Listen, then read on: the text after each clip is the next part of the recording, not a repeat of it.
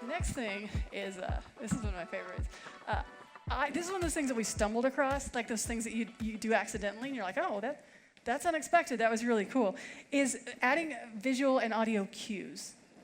And this one, anytime I do any sort of activity, before class starts, anything, I have the same, I have a cue, an audio cue of the same music that means wrap it up, wrap it up. You've got 10 seconds. Here's the one that I use, and you didn't know, but it was actually my walk-on music.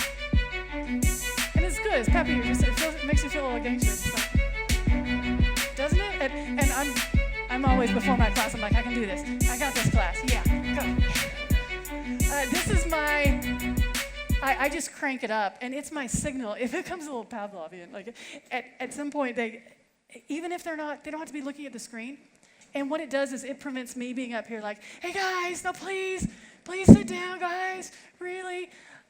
It prevents that scenario, which has sadly, embarrassingly happened in class before.